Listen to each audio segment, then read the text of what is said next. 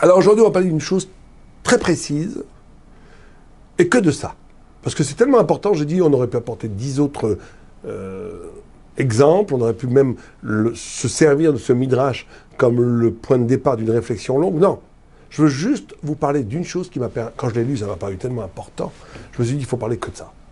Ben, il y a un midrash qui dit, c'est un parasha Vayechi, que quand Yaakov, on a déjà parlé ici de ce midrash d'une autre façon, mais là je voudrais encore une fois me concentrer juste sur ce point. Quand Yaakov a voulu révéler à ses enfants la fin des temps, il a convoqué tous ses enfants, il leur a dit venez. Et il avait comme tradition, Yaakov, que si tous les enfants d'Israël étaient ensemble, vraiment ensemble, le Messie apparaît. C'est comme ça. C'est-à-dire que si nous, le peuple juif, on était vraiment ensemble, 13 millions de juifs ensemble, dans l'amour, ce qui paraît difficile, hein, mais on va dire que si ça se passait, le Messie viendrait tout de suite. Pas simplement l'époque messianique viendrait tout de suite, mais l'unité du peuple juif étant l'unité de l'humanité, puisque, on l'avait expliqué dans d'autres cours, que le chiffre 12 des 12 tribus sont par rapport aux 12 signes zodiacales qui renvoient à l'univers entier, et que l'exil, la galoute, c'est l'écartèlement des dimensions du monde, et que la Géoula, que le messianisme, c'est l'harmonie des éléments du monde. Si le peuple juif est en harmonie, le monde est en harmonie, le Messie vient. C'est comme ça. L'harmonie amène un des visages messianiques qui est l'harmonie universelle, si vous préférez. Toutes les choses qui reviennent à leur place. Donc Yaakov, c'est pertinemment que si tous ces peuples, tous ces enfants sont avec lui, qu'on est dans l'unité de l'être, qu'on est avec lui, alors le Messie se révèle. Or, à ce moment magnifique, où le patriarche absolu, qui est Yaakov, qui est le plus grand des 3 patriarches, va s'apprêter pour partir dans le monde futur. Il a autour de lui toute sa famille, non seulement ses 12 enfants, mais ses petits-enfants. Et il va leur révéler une expérience mystique, spirituelle, où ils vont être dans l'époque messianique. Ils vont c'est pas juste qu'elle leur montrer une date. D'après le Zohar, il leur a dit, après en secret, une date, d'ailleurs. La date a été dite en secret. Mais c'est pas ça qu'a raté. Ce qui a raté, c'est qu'il aurait voulu, il avait le pouvoir de faire ça, Yaakov, il aurait voulu leur faire vivre de façon spirituelle et existentielle la dimension messianique. Je ne sais pas comment vous expliquer ça. C'est comme j'essayerais de faire vivre à quelqu'un qui ne connaît pas un Shabbat, sans que ce soit un Shabbat. Alors j'essaierai, j'amènerai à manger, je ferai des chants, je mettrai une atmosphère de Shabbat pour qu'ils vivent le Shabbat. Yaakov, dans sa grande Kedusha, avait le pouvoir, dans la salle de sa chambre, il aurait pu installer une déchirure de l'être chol, de l'être profane, pour faire rentrer l'étincelante lumière messianique dans le monde avec la joie, l'allégresse, la folie de l'époque messianique. Grâce à la Shrina qui aurait été reposée sur lui. Or, la Shrina s'est pas reposée sur lui, il n'y a rien eu. Il est resté dans la banalité de l'existence. Il a dit, ça veut dire que l'un d'entre vous est cholek, comme ça dit le Midrash, l'un d'entre vous est cholek, est en désaccord avec Dieu, avec Akadosh Baruch Hu.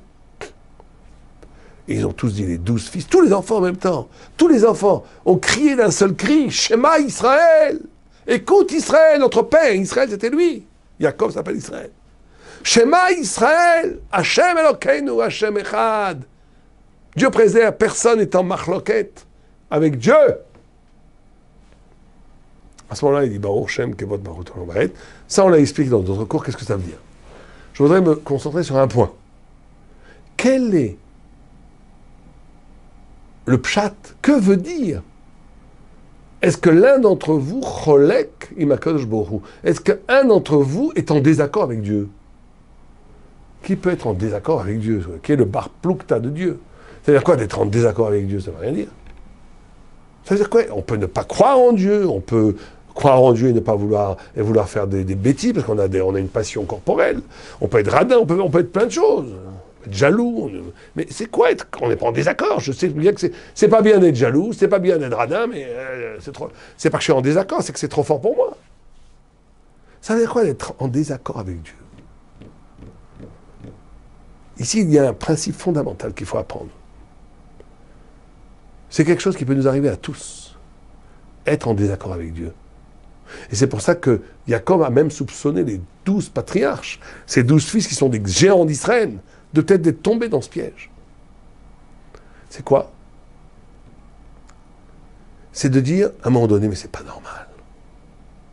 Ou c'est de dire à un moment donné, mais ça suffit. Ou c'est de dire à un moment donné, il y a quelque chose qui tourne pas rond, etc., etc. C'est-à-dire qu'à un moment donné, quelqu'un peut avoir le yatsera de se croire qu'il va être le coach, Dieu préserve, chas v'shalom, le conseiller de Dieu. Être en désaccord avec Kadosh Baruch Hu, c'est-à-dire à un moment donné, ton désir, même spirituel, et surtout spirituel, ton désir spirituel, par exemple du Messie, de la fin de l'injustice, de l'arrêt des violences contre les Juifs, qui est une très bonne midote d'être concerné, d'être affecté, d'être malheureux du malheur universel. Très bonne midote. Mais si on traduit cette bonne midote par une des pires midotes, qui veut dire, mais Dieu, ça va pas, je veux même pas dire les mots. C'est n'importe quoi ce qui se passe ici. Là, t'es cholek avec Akadosh Baruch Hu. Là, tu tombes dans une des pires des avéras qui empêche la Shrina de venir, et c'est toi qui fais reculer le Messie. C'est toi qui fais reculer le Messie au plus loin. Quand tu te permets, dans ton indignation, qui peut être encore une fois motivée par une vraie indignation, par un vrai malheur, mais de le traduire théologiquement, philosophiquement, par ça va pas. Je suis cholek avec Akadosh Baruch Hu, Dieu préserve.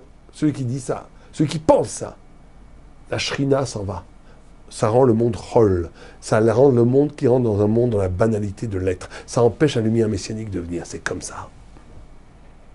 Ah, vous allez me dire Abraham Avinu, on va voir.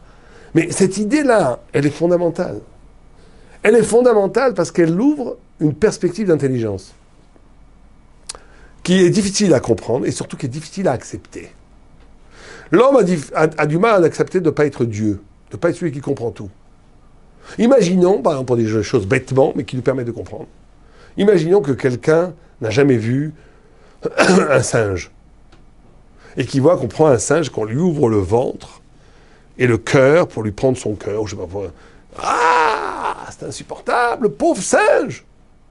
Il ne sait pas qu'on ouvre le corps de ce singe pour prendre le cœur, parce que sans ça, il y a un petit enfant tout mignon juste à côté. Les yeux magnifiques, les petites papilles. Un petit homme qui va mourir dans 2 jours si on ne prend pas la chose chez le singe. Alors là, vous allez me dire, oui, bien sûr qu'il faut demander à n'importe qui, tout le monde dira, il faut tuer le singe, il faut faire souffrir même le singe, le pauvre. C'est pas que je ne souffre, je souffre. Pour ce singe, le pauvre, c'est affreux. Mais pour sauver l'enfant. Et quelqu'un qui, sous couvert de sensibilité, dirait, surtout pas, ne touchez pas à ce singe, et qui laisserait mourir l'enfant, serait un salopard. J'excuse de dire ce mot-là. Ce serait le pire des salauds. Ah, il vise sa sensibilité qui ne va pas toucher. Oui, c'est qu'il préfère. Il préfère rester dans son petite bonhomie, qui ne veut pas heurter sa sensibilité égotique et égoïste, et laisser mourir un enfant. Alors que quelqu'un qui a le courage de la vérité, il dit bien sûr qu'il faut opérer cet enfant en assassinant le pauvre singe. Oui, en tuant le singe, c'est vrai. Mais la vérité, elle est là. Et bien c'est pareil pour toute chose. Tout ce qui nous paraît aberrant, et c'est vrai que ça peut nous paraître aberrant, parce qu'on n'a pas les éléments. Quelqu'un qui n'aurait pas l'aimant de l'enfant dirait c'est aberrant de faire du mal à ce singe. Il aurait raison. Mais il doit comprendre que nous n'avons qu'une vision partielle de l'être, et Dieu a la version totale de l'être. Et celui qui ne comprend pas qu'il n'a qu'une version partielle, et qui commence à juger le partiel sous l'œil du total, un fou furieux. Non seulement un fou furieux, mais aussi un hachaout. C'est-à-dire qu'à ce moment-là, on est dans « tu es cholekim HaKadosh Baruch Hu ». Et c'est pour ça que Jacob, il n'a rien dit. Comment ça se fait que Jacob, il n'a rien dit? Quand il est arrivé voir Yosef, il n'a pas dit « pourquoi tu ne m'as pas appelé pendant 17 ans ?» Pourquoi il n'a rien dit? Pourquoi il n'a pas dit tout? Non, non, non. Chaque chose a un sens. Jacob avait cette grandeur d'accepter qu'il y a des choses qui nous dépassent. Alors maintenant, vous allez me dire, très bien, on comprend, bien sûr, c'est logique, tout ce qu'on vient de dire est absolument logique, c'est indémontable. Mais il y a un problème, c'est qu'on voit qu'il y a Abraham Avinu, par exemple, il s'est battu, Kebiachol, contre une décision de Dieu qui voulait détruire Sodome. Comment il a pu se permettre de dire même des phrases qui peuvent choquer Est-ce que celui qui est à l'origine de toute justice ne saurait pas faire la justice? On n'a pas tellement vu qu'il a été puni à cause de ça. À première vue, alors comment ça va avec ce qu'on vient de dire? Ça ne fait aucun sens. On voit très souvent comment ça s'est compris. Compris, alors que Dieu il sait très bien ce que tu as besoin pour toi, qu'est-ce que tu as besoin de prier? Comment se fait-il donc que l'homme puisse avoir la parole, demander à Dieu quelque chose? Puisque Dieu il sait mille fois. Tu n'as pas demandé, Dieu il sait pour toi mieux que toi, etc., etc. Tout ce genre de questions. C'est vrai. Mais ça, il faut savoir hein, que c'est jamais une mise, un cholek. C'est ça la différence. C'est jamais cholek. C'est tout le temps mevakesh. Demander, c'est magnifique. Tu demandes à Dieu parce que la demande, parce que le manque, c'est le pshat profond de la Gemara qui dit que les tzadikim, Dieu leur envoie des malheurs parce qu'il aime leur prière. C'est pas que le malheur est la cause de la prière, c'est la prière qui est la cause du malheur. C'est que, en vérité, le tzadik, Dieu veut qu'il prie bien, donc il leur envoie des épreuves pour qu'il prie bien. Donc il faut prier pour que les épreuves s'en aillent, parce qu'elles vont s'en aller. Il faut que tu pries pour qu'elles s'en aillent. Et c'est pas Dieu préserve. Pourquoi tu vas donner des épreuves? Pourquoi des épreuves? Pas du tout! Les épreuves sont là, elles sont justifiées tout à sa place. Mais en priant, je me change, et je change le monde. Et je donne un nouveau visage au monde qui mérite un nouvel traitement, donc un nouveau digne, donc un changement. C'est-à-dire qu'on n'est pas dans la paracha, dans la dimension de reproche, ou de marloquette, ou de désaccord avec l'organisation du monde. L'organisation est parfaite. Simplement, l'homme, dans cette organisation, a un rôle à jouer en demandant. Et en demandant, il peut changer les choses. Quand on comprend ça, ça donne une sérénité à la vie, ça donne une dynamique à la vie, ça donne une grandeur d'âme à la vie, qui, elle, fait venir la Shrina. Quand on comprend ça, ça fait venir la Shrina, et la Shrina fait venir le Messie. Allez, allez, nous.